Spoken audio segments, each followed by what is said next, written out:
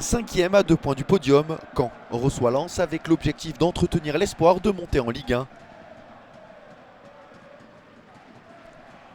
Des Lensois qui abordent cette rencontre avec forcément le quart de finale de Coupe de France quelque part dans leur tête. Les Lensois ne joueront probablement pas en Ligue 1 la saison prochaine, ils goûteront néanmoins à l'élite en affrontant Bordeaux pour une place en demi-finale de la compétition. La première occasion de cette rencontre est à mettre au crédit du Stade Malherbe de Caen, un coup franc repris de la tête par Mathieu Duhamel, un attaquant canet qui a marqué 2 de ses 10 buts de la tête cette saison. La réponse lensoise intervient sur un contre. L'appel croisé de Démé Ndiaye est excellent, mais l'attaquant lensois joue un peu trop facile. Énorme occasion pour Ndiaye qui perd son premier duel avec Damien Perkis.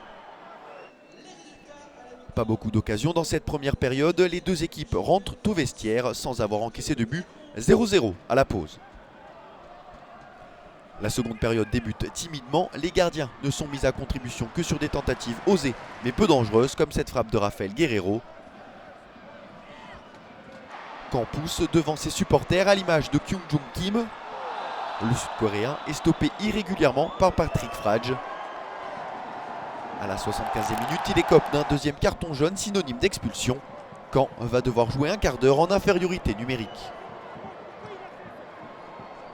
On revoit ici la première faute qui avait valu un carton jaune à Frage.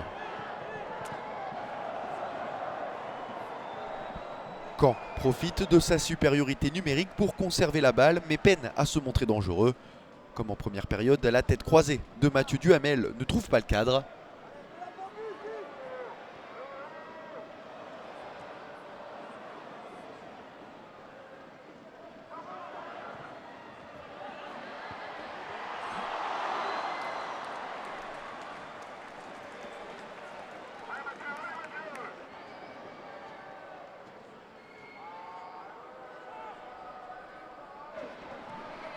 À 10 contre 11, les espaces sont larges.